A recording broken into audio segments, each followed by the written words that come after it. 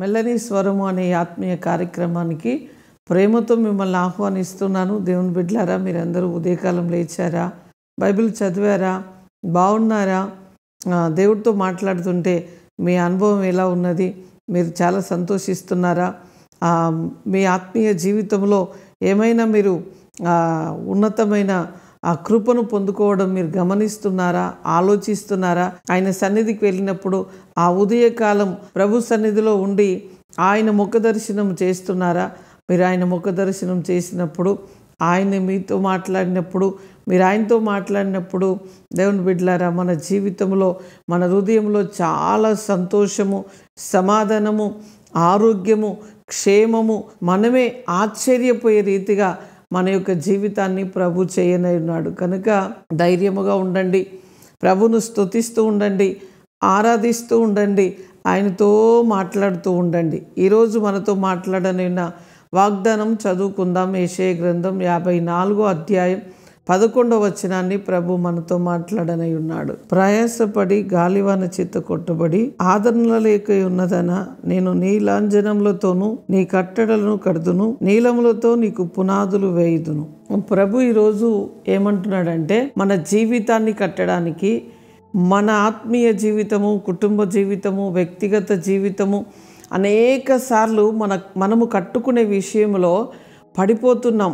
చాలా విషయాల్లో గాలి చేత వాన చేత కొట్టబడినట్లుగా. అంటే చూడండి, ఆ మాట అక్కడ రాయబడి ఉన్నది. కానీ మనము ఏదైనా ఒక ఊరి నుంచి ఇంకొక ఊరికి వెళ్తూ ఉంటే ఆ సమయంలో, అంటే మన ఇల్లు విడిచి ఏదైనా ప్రయాణంలో ఉన్నప్పుడు గాలి వచ్చినప్పుడు, వాన వచ్చినప్పుడు ఏ విధముగా కొట్టబడతామండి? గాలి చేత వాన చేత కొట్టబడినప్పుడు మనము చాలా 5 నిమిషాలు 10 నిమిషాలకు ఎంతో గాబర పడిపోతాము, ఎంతో నష్టపోయినట్లుగా అనిపిస్తుంది. ఇంటికి రావాలంటే ఎలా వెళ్తాము అనే ఒక భయము మనకు కలుగుతుంది. ఆ ప్రస్తావన తీసి అక్కడ ప్రభు మాట్లాడుతున్నాడంటే, మన నిజ జీవితంలో, మన కుటుంబంలో, మన వ్యక్తిగత జీవితంలో మనము చేసే బాధ్యతల విషయానికి వచ్చేసరికి అనేక సార్లు మన జీవితంలో కలవరం వస్తుంది. దేవుని బిడ్డలారా, బాధ వస్తుంది. అయ్యో, నేను ఇలా చేయగలను అనే ఆ క్రమంలో గాలి చేత వాన చేత కొట్టబడి ఆదరణ లేక, అంటే కొన్ని సమయాల్లో మనుషుల ఆదరణ దొరకదు, మనుషుల సహాయము దొరకదు, మరి ఎక్కడికి వెళ్ళాలో అర్థం కాదు, ఏం చేయాలో అర్థం కాదు, ఏ నిర్ణయం తీసుకోవాలో అర్థం కాదు. అట్లాంటి పరిస్థితుల్లో ప్రభు అంటున్నాడు, నేను నీకు ఆదరణ లేక ఉన్నదానా, నేను నీలములతో నీ కట్టడలను కడతాను, నీలాంజనములతో నీకు పునాదులు వేస్తాను అంటున్నాడు. అంటే ఆయన నీ జీవితాన్ని కడితే, ఒక పునాది వేసి కట్టిన తర్వాత ఆ కట్టడం చాలా బాగుంటుంది, అందముగా ఉంటుంది.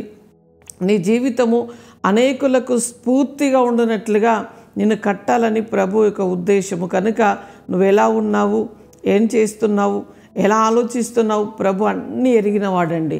నీ హృదయం ఎరిగినవాడు, నీ పరిస్థితులను ఎరిగినవాడు, నీ ముందు వెనుక ఏం జరుగుతున్నదో కూడా సమస్తము కూడా ఆయన ఎరిగినవాడు. కనుక ఈరోజు నీతో మాట్లాడుతున్నాడు, నేను కట్టబోతున్నాను, నేను నిన్ను నిలబెట్టబోతున్నాను, నేను నీకు సహాయము చేయబోతున్నాను, నేను నీకు సమృద్ధి అయిన దీవెన ఆశీర్వాదములు ఇవ్వడమే కాదు, ఈరోజు దీన స్థితిలో ఉన్నావేమో, కానీ నేను కట్టబోతున్నాను, నువ్వు అనేకులకు స్ఫూర్తిగా ఉండబోతున్నావు.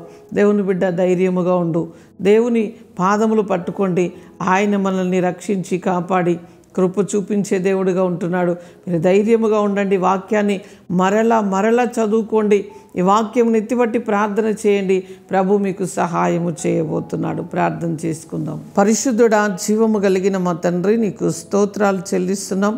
ప్రభువా, ఈరోజు ఈ వాక్యమును అయా ఎంతమంది వింటున్నారో, వారి జీవితాలకు ఎంతమంది అనువైపు చేసుకుంటున్నారో ప్రభువా, ఎవరెవరు గాలి వాన చేత కొట్టబడి ఆదరణ లేక తండ్రి, వారి యొక్క స్థితి అర్థము కాక ప్రభువా, బాధతో, వేదనతో, దుఃఖముతో, ఆర్థిక సమస్యలతో, అయ్యా అనేకమైన ఇబ్బందులు, ఇరుకులతో ఉన్న వారితో మాట్లాడిన దేవుడు, అయ్యా వారిని కట్టండి, పోషించండి, సంరక్షించండి, అద్భుతాలు చేయమని, మేలుతో నింపమని మేము ప్రార్థిస్తున్నాం.